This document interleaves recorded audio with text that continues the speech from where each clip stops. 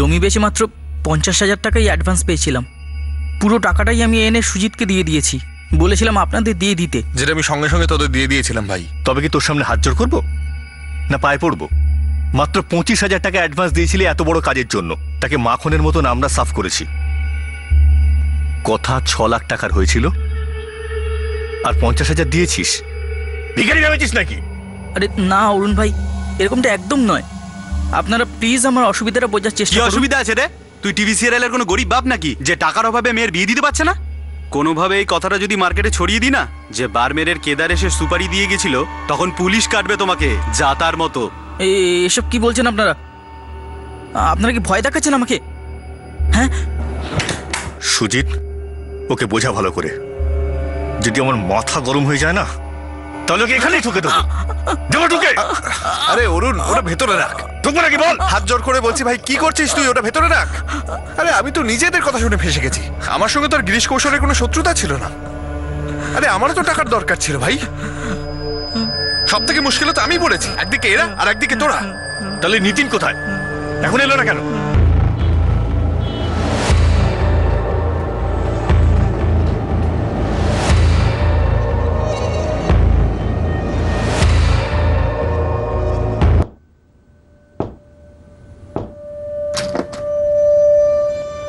আয় আয় আয় আয়, খুব তাড়াতাড়ি এসেছিস তুই। আয়।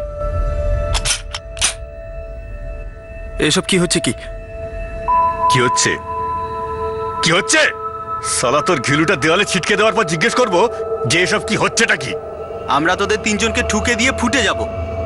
আমাদের এখানে তো কেউ চেনে না। তোদের একটু কষ্ট হবে, আসলে মরতে গেলে একটু কষ্ট হয়।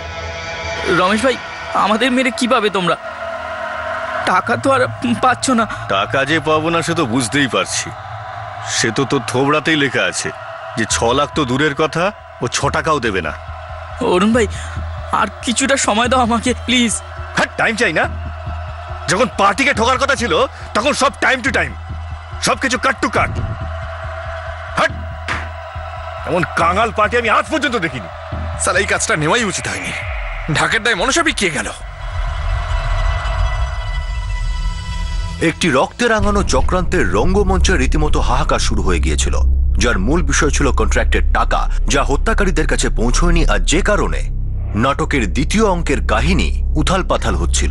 এই রঙ্গমঞ্চে এই অরাজকতা তখনই শুরু হলো যখন বিনয় পরিহার নামে এক খেলোয়াড় অস্ত্রসহ পতিতাপল্লী থেকে ধরা পড়ল। ইলিগাল আর্মস 1 লাগিয়ে দাও, আর ততক্ষণ পেটাতে থাকো যতক্ষণ না দামোদরের খোঁজ দিচ্ছে। বিনয় পরিহার সেই রাতে পুলিশ লকআপে ফেঁসে গেল, যে পরের দিন সকালে নিজে গিরিশ কৌশলকে গুলি করে খুন করতে চলেছিল। সেই রাতে পতিতাপল্লীতে দামোদর নামে এক ক্রিমিনালের জন্য রেড হয়েছিল, কিন্তু বিনয় বাই চান্স ধরা পড়ে যায় কারণ তার কাছে 2টো বন্দুক ছিল। সেই সঙ্গে বিনয়ের ছোট ভাই নিতিনও গ্রেপ্তার হয়েছিল, সেও সেই সময় পতিতাপল্লীতেই হাজির ছিল। পরের দিন সকালেই নিতিনের জামিন হয়ে যায়। আরে ভাই আমার, যেভাবেই হোক আমাকে জামিন করানোর ব্যবস্থাটা কর না ভাই। আমাদের জীবনের সব থেকে বড় কাজটা বাকি থাকতে পারে না। বিনয় শোন ভাই, আমি একটা উকিলের সঙ্গে কথা বলেছি, ও বলেছে পুরোপুরি ট্রাই করবে। শালা ওই দামোদরের বাচ্চা যেই হোক না কেন, ওই ব্যাটার সেদিনই ওখানে আসার ছিল। ভাই কেদারের সঙ্গে দেখা হয়েছিল, জিজ্ঞেস করছিল কাজটা কবে হবে। শালা তোদের এত কি উঠে গেছিল রে যে কাল রাতে তোদের ওখানে যেতে হয়েছিল?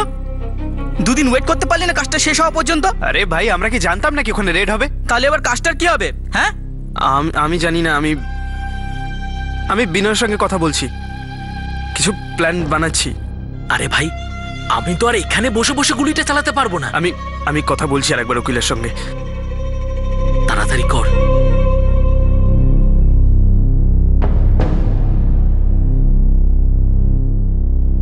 এইরকম একটা পরিস্থিতিতে বিনয়ের পরিচয় হলো সুজিতের সঙ্গে, যে ওই জেলেই ছিল। সে একজন হিস্ট্রি শিটার। কি ভাই, শুনলাম নাকি বন্দুক বেচিস? কেন, তোর চাই নাকি? কাজ না থাকলে মালটা নিয়ে কি করবো বল? আগে তো একটা নিশানার দরকার। লোকেরা সবসময় আগে নিশানা খোঁজে আর পরে মেশিন কেনে। তুই উল্টো কর, আগে তুই মেশিন কেন, তারপর না হয় নিশানাটা ঠিক করবি। তাহলে তোর নিশানার কি হবে? আমি শুনেছি ওই ছেলেটার সঙ্গে তুই কি কথা বলছিলি, ও তোর ভাই হয়। কি শুনেছিস তুই? এটাই যে অন্য কোনো কাজ করতে চাইছিলি, কিন্তু এখানে ফেঁসে গেছিস। ফেসে তো গেছি। সে তুই যেখানেই ফেঁসে থাক, আমি তোকে সাহায্য করতে পারি কিন্তু, কারণ আমি কাল সকালে এখান থেকে বেরিয়ে যাচ্ছি। আমার জামিন হয়ে গেছে। তাড়াতাড়ি বল, আমি পার্টনারশিপে কাজ করতে পারি? কাজটা কি?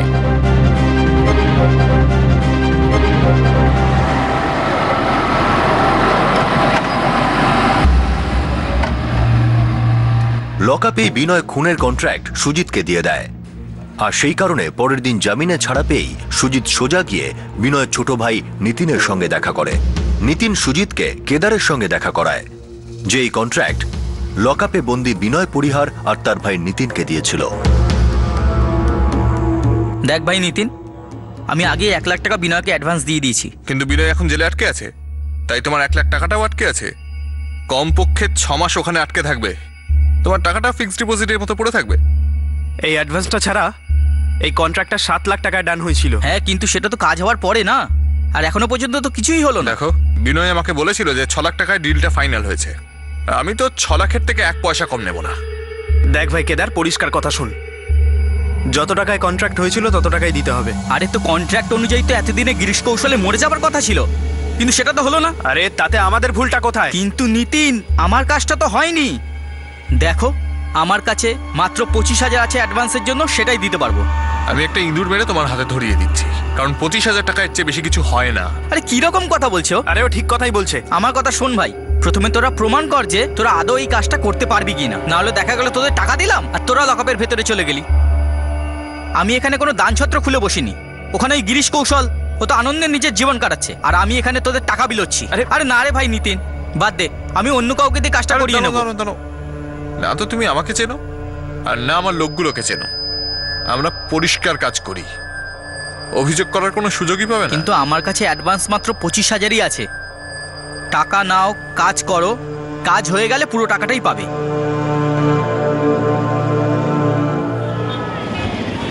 এবারেই রঙ্গমঞ্চে শুরু হলো ষড়যন্ত্রের দ্বিতীয় পর্ব, গিরিশ কৌশলকে খুন করার প্ল্যান বি। এই পর্বে রঙ্গমঞ্চে আরও একটি চরিত্র প্রবেশ করল। সে ছিল শার্প শুটার অরুণ, যার সাথে সুজিতের লখনৌ জেলে পরিচয় হয়েছিল, আর যে সুজিতের মতোই জামিনে মুক্ত ছিল। ভাই, কাজটা আমার এলাকার বাইরের কাজ, যেখানে আমাদের কোনো রেকর্ডই নেই, আর না কখনো হবে। তাছাড়া মালকড়িও ভালো। তাহলে হ্যাঁ বলে ধরে নি। ভাই, সাদা কাগজে ছবি আঁকতে কার না ভালো লাগে। তাহলে বারবিন কখন আসছিস? আরে আমরা কালকেই পৌঁছে যাব। এই আমরাটা আবার কারা ভাই? ভাই ঠুকতে যাচ্ছি, মেয়ে পটাতে নয়। একটা লোক তো দরকার নাকি? ওর নাম হলো রমেশ। ঠিক আছে ঠিক আছে, তবে এই রমেশ কিন্তু আলাদা করে টাকা পাবে না। তোর নিজের ভাগ থেকে তুই ওকে যা দেওয়ার দিয়ে দিবি। আরে হ্যাঁ হ্যাঁ, দিয়ে দেবো ভাই, এমনিতে খুব টানাটানি যাচ্ছে। গিরিশ কৌশলকে খুন করতে আসা এই দুই ভাড়াটে খুনে অরুণ আর রমেশ এই চক্রান্তের রঙ্গমঞ্চে নতুন দুই চরিত্র ছিল। যে কন্ট্রাক্ট কিলিং বিনয় পরিহারের করার কথা, তাকে এখন সুজিত রাঠি আর তার লখনৌ থেকে আনা দুই পেশাদার শার্প শুটার অরুণ এবং রমেশ করে দিয়েছিল। আর এখন কন্ট্রাক্ট দেওয়া কেদার, কন্ট্রাক্ট নেওয়া সুজিত আর কাজ সম্পন্নকারী অরুণ আর রমেশের মধ্যে কন্ট্রাক্টের টাকা নিয়ে ঝামেলা পরিবেশকে আরো উত্তপ্ত করে তুলল। দেখো ভাই, তাড়াতাড়ি জমি বিক্রি হওয়ার টাকাটা পেয়ে গেলি তোমাদের টাকাটাও দিয়ে দেবো। কত? 1.5 লাখ। কি, তুই গাড়ির কিস্তি দিচ্ছিস নাকি? প্রথমে 25,000 ডাউন পেমেন্ট, তারপর 50,000-এর কিস্তি, আর এখন এই 1.5 লাখের কিস্তি। তো বাকি 4.25 লাখ টাকা কবে দিবি? বুড়ো বয়সে পেনশন দিবি নাকি? অরুণ ভাই, আমি না তোমাদের সত্যি কথাটাই বলছি। আমার কাছে যেমন যেমন টাকা আসছে তোমাদের দিয়ে দিচ্ছি। আমাকে বিশ্বাস করো প্লিজ, আর একটু সময় দিয়ে দাও। সুজিত। অরুণ, এতবার করে বলছে যখন একটু অপেক্ষা করেই দেখ না, এছাড়া তো আমাদের কাছে আর কোনো উপায়ও নেই। হ্যাঁ রমেশ, অরুণ মেনে নে।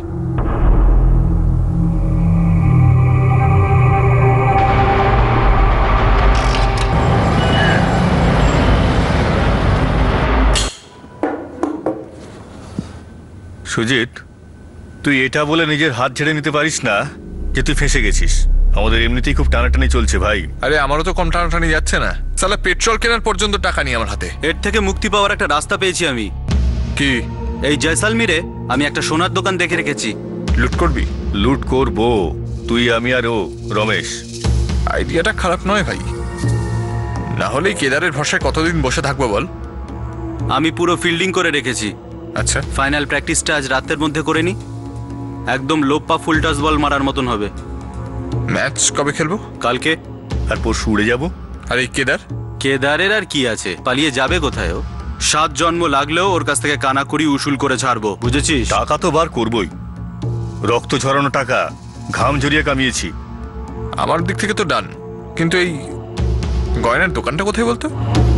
একটা খুনের কন্ট্রাক্ট বিনয় পরিহারের কাছে এসেছিল, কিন্তু সে গ্রেফতার হওয়ায় এই কাজ সুজিত আর তার টিমের কাছে চলে যায়। কাজ তো হলো, কিন্তু টিম তার টাকা পেল না, আর তার ক্ষতিপূরণের জন্য তারা একটি ডাকাতি করার প্ল্যান করলো। অন্যদিকে পুলিশ সূত্রগুলো জুটতে ব্যস্ত ছিল যে গিরিশ কৌশলের খুন কেন হলো, যাতে তারা খুব দ্রুত খুনিদের ধরতে পারে। কিন্তু এই খুনের উদ্দেশ্য পর্দার আড়ালেই ছিল। রঙ্গমঞ্চ এখন আরো উত্তপ্ত হইল।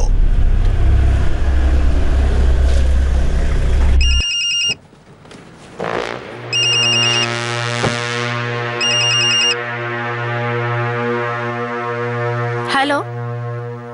ঋষিনগর পুলিশ স্টেশন থেকে ইন্সপেক্টর প্রদীপ রাঠোর বলছি। হ্যাঁ স্যার। মাধুরী, তোমার বাবা একটা জমি কিনেছিল, যেটা নিয়ে কোর্টে কেস চলছিল। সরি স্যার, এইসব ব্যাপারে আমি কিচ্ছু জানি না। এখন সবে আমি সামলানোর চেষ্টা করছি, কিন্তু যখন বাবা ছিলেন তখন তো কখনো অফিসেই আসেনি। আমি বুঝতে পারছি। দেখো, রেকর্ডস চেক করো, ওখানে গিয়ে জিজ্ঞাসা করো কাউকে। এই জমিটা তোমার বাবা 2013-তে কোনো গৌরীশঙ্কর পারিওয়ালের কাছে কিনেছিল। ঠিক আছে, আমি চেক করব। আপনি একবার স্যার অতুল বাবুর সঙ্গে কথা বলুন না, কেননা বাবার প্রপার্টি ম্যাটার্স তো উনিই সামলাতেন। ঠিক আছে, থ্যাংক ইউ মাধুরী। রাস্তবি, এই অতুলকে ডাকো। আর গৌরীশঙ্কর পারিওয়াল। কিন্তু স্যার, উনি তো মারা গেছেন। ছেলে বলদেব পারিওয়াল আছে তো? হ্যাঁ স্যার। ডাকো।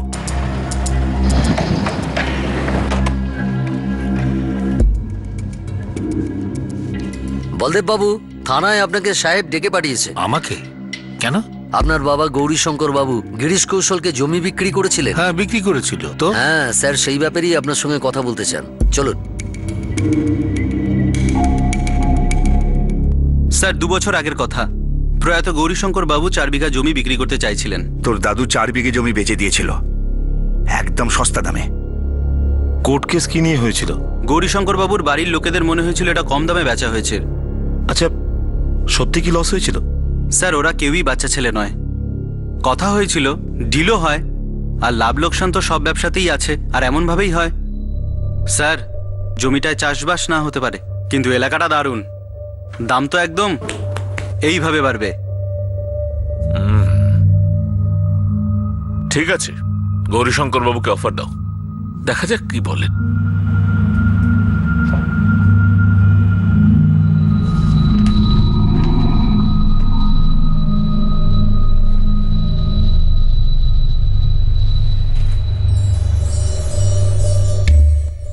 স্যার, নিয়ম মতন সব পেপারই ঠিকঠাক ছিল, একদম আইন অনুযায়ী, প্রতি কটা কাগজ।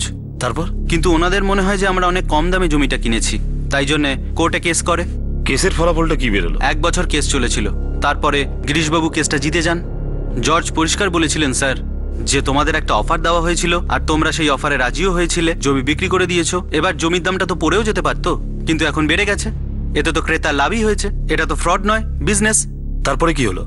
কিছু হয়নি স্যার, ওদের মধ্যে একটু অসন্তোষ ছিল। অতুল মিথ্যে কথা বলছে না স্যার, আমরা ওই দামে রাজি হয়েছিলাম আর জমি বিক্রি করেছি। তাহলে ওই কোর্ট কেস ঝামেলা? এত বড় মানুষের সঙ্গে কি ঝামেলা থাকতে পারে স্যার? অসুবিধে ছিল, হাতটান ছিল। গিরিশবাবু আমাদের অফার দেন, ভেবেছিলাম ঠিকই আছে, আমরা মেনে নিই। এই কেসটা আপনার ভাই বিশ্বনাথ করেছিল, তাই না? আগে দেখ বাবা, ওই জমিতে তো চাষবাস কিছুই হয় না, ওটা একেবারে নিষ্ফলা জমি ছিল। দেখো বাবা, জমিটা হাইওয়ের ওপরে ছিল, তুমি যদি আরো কিছু টাকা চাইতে দিয়ে দিত ওরা। কিন্তু বাবা, বেচতে তো আমরাই গিয়েছিলাম, তাই না? আরে গিরিশ কৌশল তো আর ছোটখাটো লোক নয়, সমাজে ওনার সম্মান আছে। উনি নিজেই এসে দামটা বললেন, ওনার সঙ্গে আর কি দরদাম করতাম, ঠিক মনে হয়েছে তাই বেচে দিয়েছি। দেখো বাবা, উনি নাম করা লোক হতে পারেন, অনেক সম্মান থাকতে পারে, কিন্তু আমরাও জাতা লোক নই যে কেউ এখানে এলো, আমাদের যা খুশি দাম দিল আর আমরা হ্যাঁ বলে দিলাম। বিশ্বনাথ, আমরা না বললে আর রাজি না হলে কথা অনেক দূর গড়াতো। সবাই ভাবতো গিরিশবাবু জমিটা দেখলেন কিন্তু কিনলেন না, কেউ মানতো না যে আমরাই না বলেছি। তার মানে আমাদের জমিতে একটা কলঙ্ক লেগে যেত, পরে বেচতে পারতাম না। আচ্ছা এইটা কিরকম হচ্ছে বাবা, যে ভয়ে একটা পলিটিক্যাল লোককে আমরা জমিটা বেচে দেবো, যদি পরে না বেচা যায় সেক্ষেত্রে যা খুশি দাম দেয় দিক।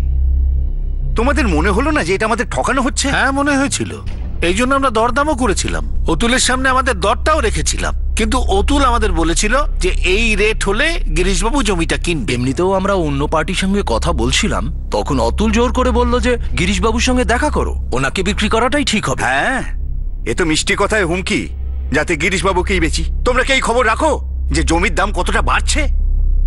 আমাদের বাপ ঠাকুরদার জমি, আমাদের পূর্বপুরুষের জমি, আর তার লাভের ফলটা শুধু ওরা কেন খাবে? এটা চিটিংবাজি, সম্পূর্ণ চিটিংবাজি। দেখুন স্যার, সবারই রাগ হয়েছিল, তারপর সেদিন যখন বিশ্বনাথ এই নিয়ে বিরোধিতা করলো, আমরাও ওর সঙ্গে একমত হই। সবার মনে হলো যে আমাদের ঠকানো হয়েছে, চিটিং হয়েছে আমাদের সঙ্গে, আমাদের কম পয়সায় জমি বিক্রি করবার জন্য রাজি করানো হয়েছিল। আর আপনারা কোর্টে চলে গেলেন? হ্যাঁ, কিন্তু কেসটা তো বিশ্বনাথ করেছিল, ওরও জমির উপর ততটাই অধিকার ছিল যতটা আমাদের। জমি বিক্রির সময় ওর সঙ্গে পরামর্শ করা হয়নি। আর আপনারা এই কেসটা হেরে গেলেন? আগে, আর সেই সময় বাবাও গত হন। বলদেব বাবু, একটা সোজা প্রশ্ন করছি, সোজা উত্তর দেবেন। আপনার মনে হয়েছিল যে এতে আপনার লোকসান হয়েছে, সেই জন্যই কি আপনি গিরিশ কৌশলকে খুন করিয়েছেন? স্যার, খুনি যদি করানোর থাকতো তাহলে কেস করলাম কেন? দেখুন স্যার, 2 বছর আগে জমি বিক্রি হয়েছিল, 1 বছর আগে আমরা কেস হেরে গেছি, আর এখন তো ওই জমিতে গিরিশবাবুর বাড়ি আছে। পালিওয়াল পরিবারের সঙ্গে জমির সওদা আর কোর্ট কেসের পর্দার পিছনে উঁকি মেরে পুলিশ চক্রান্তের সম্ভাবনার হালকা ঝলক দেখতে পেয়েছিল, কিন্তু তা পরিষ্কার ছিল না। এখনো অনেক কিছু জানা বাকি।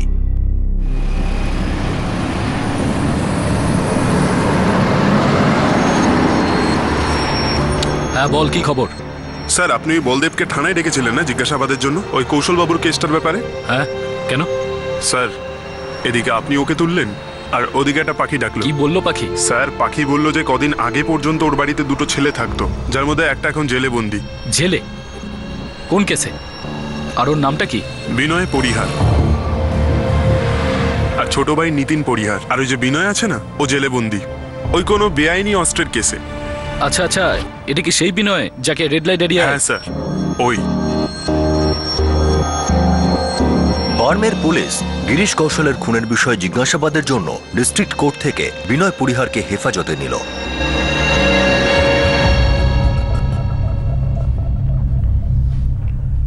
হ্যাঁ, বিনয় আর নিতিন ওদের নাম। এখানে ভাড়া থাকতো ওরা। নিতিনকে বলেছিলাম ঘর খালি করে দিতে। কেন? ওরা কি করেছে জানেন তো? ওই বিনয় বন্দুকের ব্যবসা করছিল, এখন জেলে আছে। গিরিশ কৌশল কে স্যার? আমি এই নামে কাউকে চিনি না। আমরা যদি সবকটা গুলি তোর বুকে আর পেটে না মেরে যদি মুখের মধ্যে মারি না, তোরই বিলিতি পিস্তল দিয়ে, তাহলে তোকেও কেউ চিনতে পারবে না। তারপর তোর লাওয়ারিশ লাশের শেষ কাজটা পুলিশকেই করতে হবে। স্যার দেখুন, আমি এটা মানছি যে আমি বন্দুক সাপ্লাই করার কাজ করি, তার জন্য আমি ধরাও পড়েছি, কিন্তু স্যার আমি শুধু বন্দুক বেচারই কাজ করি, ওগুলো আমি চালাই না। আমার ভাইপো হলো কেদার, ওর সঙ্গে এদের বন্ধুত্ব ছিল, নিতিন আর বিনয়ের। ওই ওদের নিয়ে এসেছিল, বলেছিল যে ওদের ঘর ভাড়া দেবার জন্য। আমি ওদের বিশ্বাস করেছিলাম, তাই ঘর ভাড়া দিয়েছিলাম। তারপর আর কি স্যার, যেদিন ওই বিনয় অ্যারেস্ট হলো, আমি তো আকাশ থেকে পড়লাম যে ও এইসব কাজ করে। আমি নিতিনকে বললাম, তোমার হাতে 1 সপ্তাহ আছে, ঘর খালি করে দাও। তারপরে চলে গেল। স্যার আমি সত্যি কথা বলছি, আমি আর আমার ছোট ভাই নিতিন ওখানে শুধু মস্তি করার জন্যই গিয়েছিলাম, কিন্তু স্যার আমার পোড়া কপাল, ধরা পড়ে গেলাম।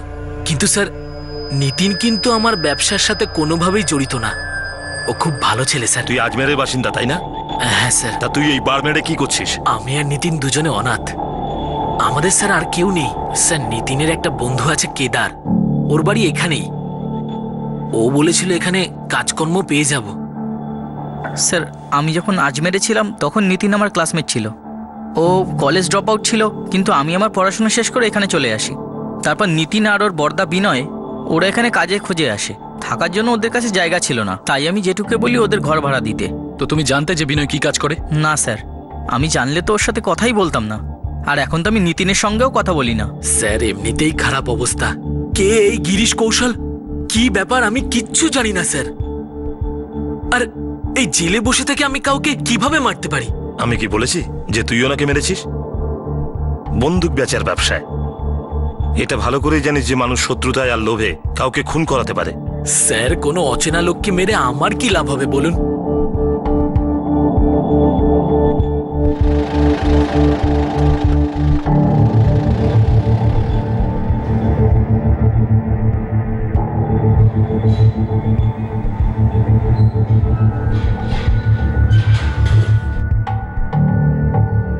ষড়যন্ত্রের রঙ্গমঞ্চের প্রধান চরিত্র, হয়তো সূত্রধর, পুলিশের খুব কাছাকাছি ছিল, তাদের সামনেই ছিল, কিন্তু দিল্লি এখনো অনেক দূর।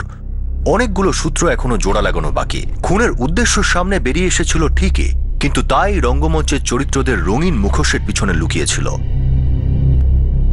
এরা সব খুনি বাবা, 1 পয়সাও কম নেবে না এরা। আর যেটা দিয়েছি তাতে ওরা একেবারেই মানছে না। তাহলে এখন কি করব বাবা? জানি না বাবা।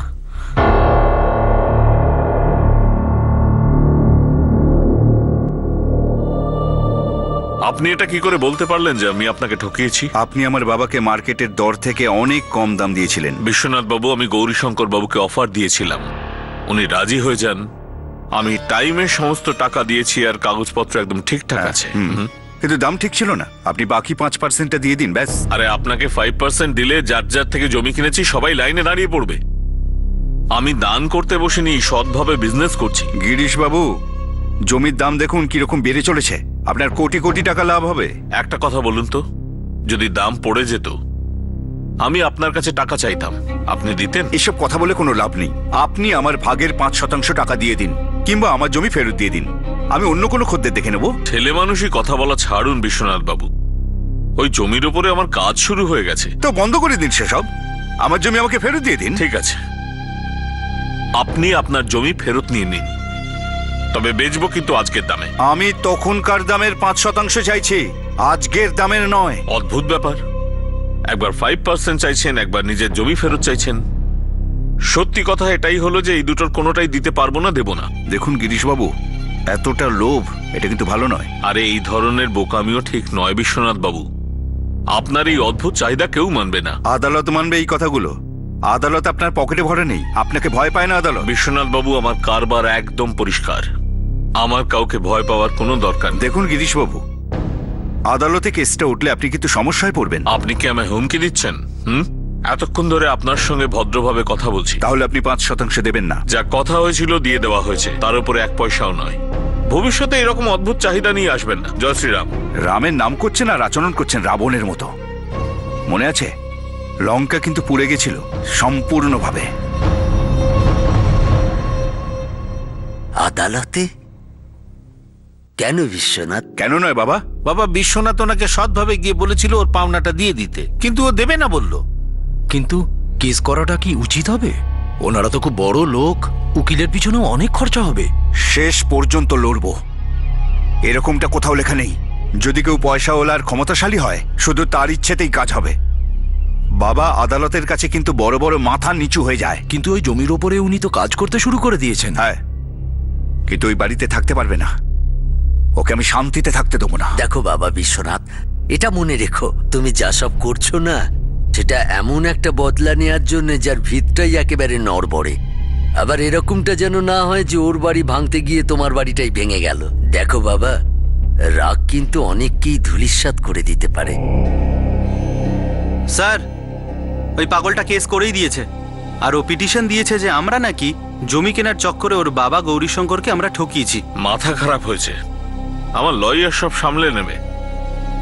বিশ্বনাথ বাবু এটা জানেন না যে কোর্ট কেস টাকার সঙ্গে সঙ্গে জীবনটাও শেষ করে দেয়। নিজের জেদের বশে বিশ্বনাথ পালিওয়াল তার যাবতীয় ছোটখাটো জমি বিক্রি করতে লাগলো, যা সে পারিবারিক সূত্রে বাবার কাছ থেকে পেয়েছিল। সেই টাকা দিয়ে সে গিরিশ কৌশলের বিরুদ্ধে কেস লড়তে লাগলো। তারই মধ্যে তার বাবা মারা গেল, কিন্তু সে তার 5% জন্য আদালতে কেস লড়তে লাগলো।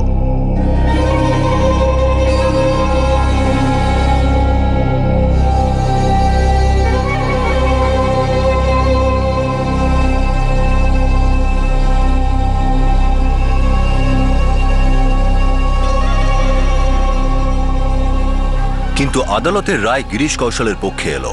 এরকম নয় যে বিশ্বনাথ জানতো না যে একদিন এরকমটাই হবে, কিন্তু তার মধ্যে এক অদ্ভুত জেদ ছিল যে যে করেই হোক রায় তার পক্ষেই হতে হবে। এসব আমি কি করে ফেললাম? এই কোর্ট কেস, তারপর এইটা, কি লাভ হলো? কিচ্ছু না। আমি আগে কেন বুঝতে পারলাম না যে সবকিছু শেষ হয়ে যাবে, আমরা নিঃশেষ হয়ে যাব। খুব বড় ভুল হয়ে গেছে আমাদের, খুব বড় ভুল হয়ে গেছে। কিন্তু এখন আমরা আর কি করতে পারি বাবা? আমি করতে পারতাম, আমি তোকে আটকাতে পারতাম। রাজি হওয়া আমার উচিত হয়নি মোটেই। একজন ছেলে তার বাবাকে হেরে যাওয়া লড়াই লড়তে দেখেছিল, একজন ছেলে তার বাবাকে ভেঙে পড়তে দেখেছিল এই ভেবে যে তার সঙ্গে বিশ্বাসঘাতকতা হয়েছে। সেই ছেলে তার বাবাকে ন্যায় না হোক অন্তত শান্তি দিতে চেয়েছিল। ভাই কেদার, আমি যখনই তোর বাবাকে দেখি তখনই আমার খুব খারাপ লাগে ভাই। উনি সবসময় মন মরা হয়ে পড়ে থাকেন। আজকাল বাবার মাথায় শুধু একটা কথাই ঘুরতে থাকে, যে আমাকে গিরিশ কৌশল ঠকিয়ে দিল, আমাকে গিরিশ কৌশল ঠকিয়ে দিল। ও কি সত্যিই ওনাকে ঠকিয়েছে? হ্যাঁ, ঠকিয়েছে। গিরিশ কৌশল তো এই কথাটা স্বীকার করবে না, আর না তো কোনোদিনও ক্ষতিপূরণ দেবে। আরে ও কেন দিতে যাবে রে ভাই? বাবা তো গেছিল ওর কাছে, বাবাকে অপমান করেছে। তারপর বাবা যখন কেস করলো, তারপর দেখ ওই কেসের জন্য আমাদের কি দুরবস্থা হয়েছে। আচ্ছা, ওই গিরিশের অনেক জমি আছে না এখানে? আরে অর্ধেক বারমেরের জমি তো ওই কিনে রেখেছে। ও তো নিজের ক্ষমতায় আর নিজের পলিটিক্যাল পাওয়ারে সমস্ত জমি হাতিয়ে নিচ্ছে, তাও আবার নিজের ঠিক করা দামে নিজের ইচ্ছে মতো। আরে ভাই, নিজের ইচ্ছার মালিক তো সবাই হয়। আরে কিসের মালিক? সব মর্জির মালিক না ওই মালিকরাই হয়, কিন্তু আমাদের মর্জির তো কোনো দামই নেই। দেখ ভাই, ওই লোকটা তোর বাবাকে, তোর মাকে আর তোকে খুব দুঃখ দিয়েছে তো? দিয়েছে কি না? কোনো সন্দেহ নেই, দিয়েছে। আর ও তোদের জমিটা ফেরতও দিচ্ছে না। এই জীবনে তো আর ফেরত দেবে না। তাহলে তুইও ওর বাড়ির লোকেদেরকে সেই দুঃখ ফিরিয়ে দে এই জীবনেই। কিভাবে? ওর জীবনটা কেড়ে নিয়ে শালা শেষ করে দে ওই বেটাকে। কি বলছিস রে ভাই? শোন ভাই, এইভাবে কষ্ট পেয়ে আর কান্নাকাটি করে বেঁচে থাকার কোনো মানেই নেই। আরে মানুষেরও তো কোনো সম্মান আছে নাকি? আর এই জীবন আর মৃত্যু একটা রঙ্গমঞ্চ। ওই গিরিশ কৌশল তোর বাবার জীবনটা শেষ করে দিয়েছে, আর এবার তোরও তো এটা দায়িত্ব যে তুইও এবার ওকে শেষ করে দিবি, আর তাও পার্মানেন্ট।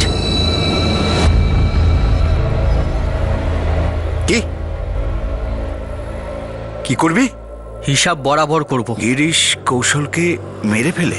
ও তো তোমার ভালোভাবে বেঁচে থাকার অধিকারটাই কেড়ে নিয়েছে, তাই ওরও বেঁচে থাকার অধিকার নেই। প্রথমে আমার জেদ ছিল যে গিরিশ কৌশলকে কোর্টে হারাতেই হবে, সেই কারণে অর্ধেক জমি বেচে দিই। তুই জেদ করলে যে গিরিশ কৌশলকে শেষ করে দেবো, বাকি জমিটাও আমি বেচে দিলাম। এখন এক টুকরো জমি নেই আমাদের কাছে বেচবার মতো। এখন সব শেষ। যারা গিরিশ কৌশলের উপর গুলি চালিয়েছিল তারা এখনো পুলিশের রাডারের বাইরে, কিন্তু তারা আতঙ্কিত ছিল, কারণ গুলি চালানোর জন্য যাদের ভাড়া করা হয়েছিল তারাই এখন তাদের দিকে বন্দুক তুলে হুমকি দিচ্ছে। আঘাত পাওয়া, হেরে যাওয়া চরিত্র আর বিরুদ্ধে চলে যাওয়া ভাড়াটে গুন্ডারা এবার এই রক্তে রাঙানো রঙ্গমঞ্চে শেষ পর্ব খেলতে চলেছে। আর এই শেষ পর্ব এই কাহিনীটাকে আপাদমস্তক উল্টে দিল।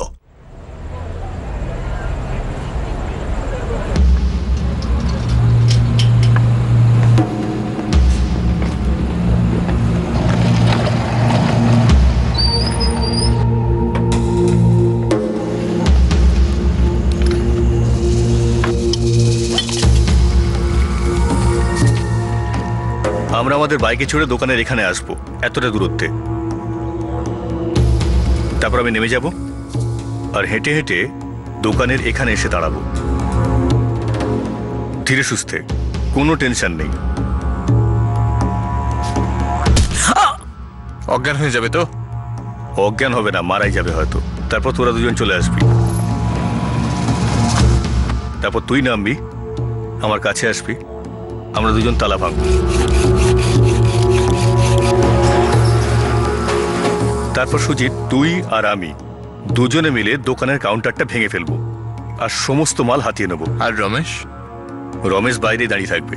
যদি কোনো রকম সমস্যা হয় তো তুই 3 বার এক্সেলেটার চাপবি, ব্রুম ব্রুম ব্রুম, আর আমরা দৌড়ে ওর পেছনে উঠে পড়বো আর ওখান থেকে পালিয়ে যাব। কিন্তু তেমনটা হবে না। কি হবে না? আমাদের কোনো সমস্যাই হবে না। আমরা খুব নিশ্চিন্তে সমস্ত মাল হাতিয়ে এখানে চলে আসব।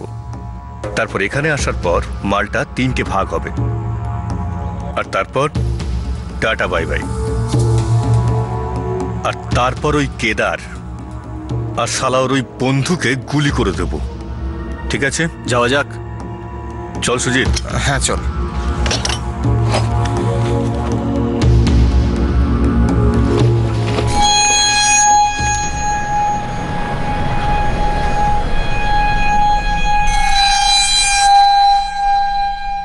ভগতনগরের কাছ থেকে একটা ইনফরমেশন এসছে। 3টে লোক বাইকে বসে দোকান লুট করতে যাচ্ছে। ওদের কাছে অস্ত্র থাকতে পারে। সবকটা পেট্রোল টিমকে অ্যাওয়্যার করা হচ্ছে। Over and out.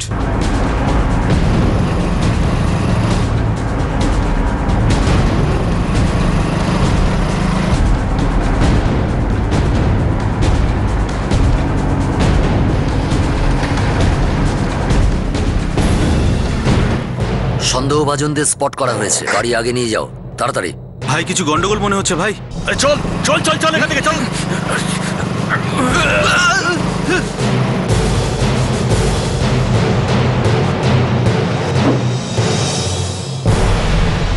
Sir,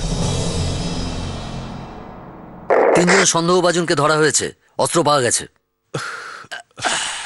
sir আর মারবেন না স্যার, আমরা কোনো দোকান লুট করছিলাম না, গ্রামে ফিরে যাচ্ছিলাম। কোন গ্রামে?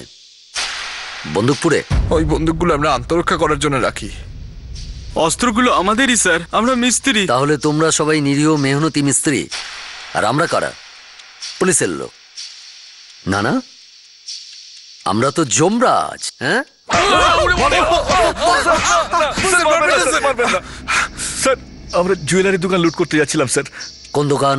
স্যার ওই জয়ন্তী চকে যেটা। তোরা তো এখানকার লোক নোস। কোন নরক থেকে এসছিস, আর এর আগে কি কি পাপ করেছিস?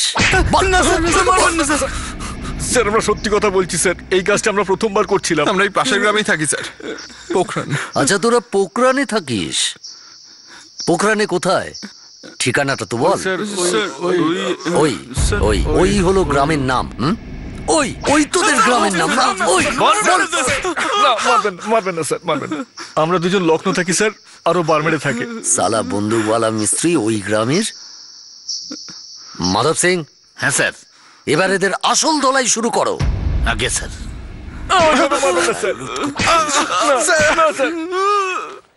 স্যার, এটা বারমেরের ছেলেটার ফাইল। ওখানকার থানা থেকে ফ্যাক্স করেছে। কি লেখা আছে? ও মিস্ত্রি? না স্যার, ওর নাম হলো সুজিত রাঠি, একজন হিস্ট্রি সিটার, আর কিছুদিন আগেই জেল থেকে ছাড়া পেয়েছে। আর লখনৌর নবাব দুজন? একজনের নাম অরুণ আর একজনের নাম রমেশ। এদের হিস্ট্রি কি? এরা ইউপির প্রতিটা শহরে কিছু না কিছু কাণ্ড করেছে, আর ওখানকার সবকটা জেলেরই হাওয়া খেয়েছে। আর এত দূর জয়সালমীরে এক ছোট জুয়েলারি সব লুট করতে এসেছিল? হতেই পারে না। একজন বার্মের থেকে, দুজন ইউপি থেকে।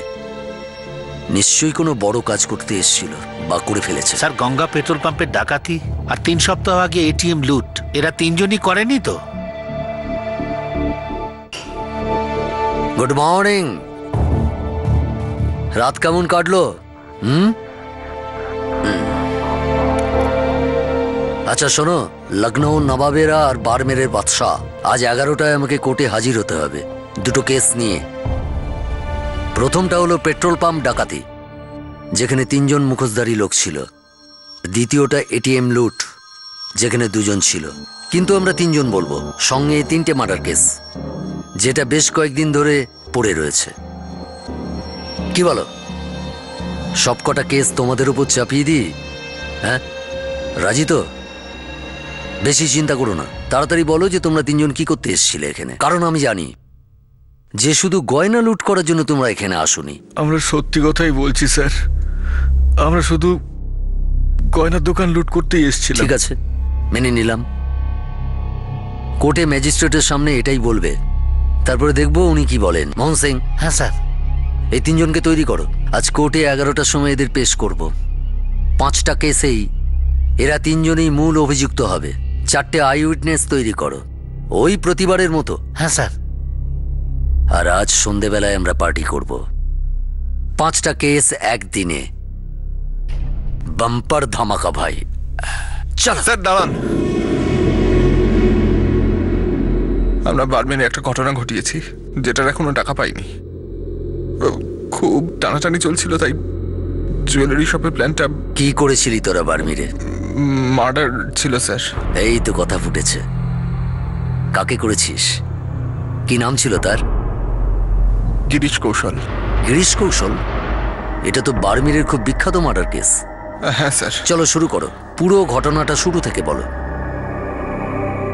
ভালো খবর আছে স্যার, গিরিশ কৌশল মার্ডার কেস ক্র্যাক হয়ে গেছে। কি? কারা ছিল? বিনয় পরিহার।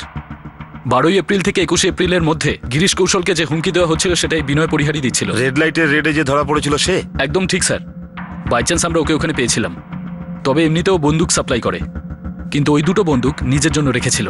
ওগুলো দিয়ে পরের দিন গিরিশ কৌশলকে মারার প্ল্যান করেছিল। কেন? ও সুপারি নিয়েছিল স্যার। কিছু করার আগেই ও ধরা পড়ে যায় আর জেলে ঢুকে যায়। জেলে ওর সাথে আলাপ হয় হিস্ট্রি শিটার সুজিতের সঙ্গে। এই সুজিতের পরের দিন ছাড়া পাওয়ার কথা ছিল, তো সুপারিটা ও তখনই একে দিয়ে দেয়। তারপরে সুজিত তার 2 বন্ধুকে লখনৌ থেকে ডাকে। হিস্ট্রি শিটার, এদের দুজনের ইউপিতে লম্বা হিস্ট্রি আছে। এদের নাম হলো অরুণ আর রমেশ। এই 3 জন মিলে গিরিশ কৌশলকে খুন করে আর এখন ধরা পড়ে গেছে। কোথায় ধরা পড়েছে? জয়সালমিরে। ওখানে এই 3 জন কোনো সোনার দোকানে লুট করার প্ল্যান করেছিল। পুলিশ একটা টিপ পায় আর গতকাল রাতে ওদেরকে ধরে ফেলে। মার খেয়ে ওরা সবকিছু স্বীকার করে নিয়েছে। এরা তো আসলে কারোর হাতের পুতুল রাস্তাবি। এদের চালাচ্ছিল কে? সেই স্যার, যাদেরকে সন্দেহ করছিলাম। জায়গা জমির ব্যাপার। বিশ্বনাথ বাবু আর তার ছেলে কেদার পালিবার।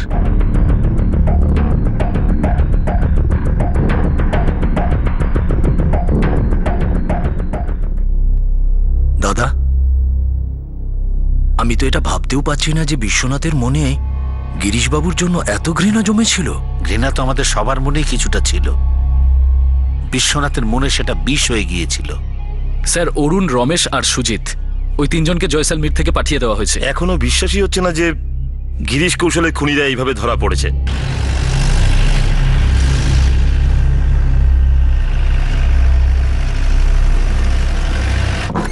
স্যার, বিনয় পরিহারের ছোট ভাই নিতিন ধরা পড়েছে। ও যোধপুরে কোথাও একটা লুকিয়েছিল। ওকে ওখান থেকে ধরা হয়েছে আর এখানকার জন্য রওনা করে দেওয়া হয়েছে।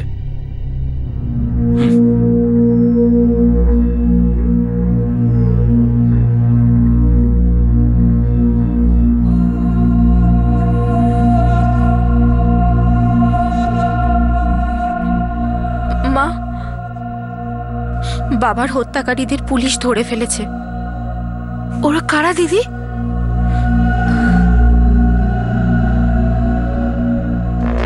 শেষমেশ এই রঙ্গমঞ্চে জবনিকা পড়ল। মঞ্চে মৃত্যু নিয়ে তাণ্ডবকারী কাঠের পুতুলরা আর যারা তাদের সুতো ধরে নাচিয়েছিল তারা সবাই এখন একই জায়গায় পৌঁছে গেল, যেখানে সব অপরাধীরা পৌঁছয়, জেল।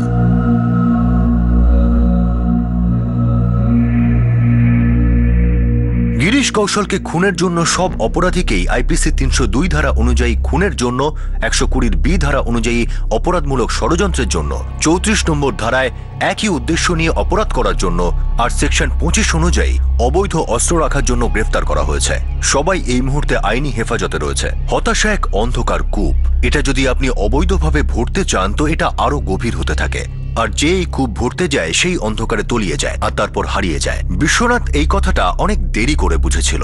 তার যাবতীয় হতাশা, তার অমূলক রাগ, তার তিক্ততা প্রথমে তার ছেলের বিবেক আর মনকে শিকার বানালো, আর তারপর এমন এক ব্যক্তিকে খুন করালো যাতে কৌশল পরিবার পুরো শেষ হয়ে গেল। এই কেসে বেশ কয়েকজন পেশাদার খুনি সামিল ছিল, কিন্তু তবুও তারা পারফেক্ট মার্ডার থেকে অনেক দূরে ছিল। এরকমটা হয়তো ভাবা যেতে পারে যে যদি তারা গয়নার দোকান লুট করতে না যেত তাহলে হয়তো এই হাই প্রোফাইল কেস একটা অসম্পূর্ণ কেস হয়ে রয়ে যেত। কিন্তু অপরাধের একটা বিশেষত্ব আছে, সে অপরাধীকে ঘুরিয়ে ফিরিয়ে ঠিক আইনের কাঠগড়ায় এনে দাঁড় করাবেই। আবার দেখা হবে পরের এপিসোডে আরো একটি রোমহর্ষক কেস নিয়ে। ততক্ষণ সতর্ক থাকুন, সুরক্ষিত থাকুন আর দেখতে থাকুন ক্রাইম পেট্রোল সতর্ক। শিক্ষা একজনের, জ্ঞান আমাদের সবার। জয় হিন্দ।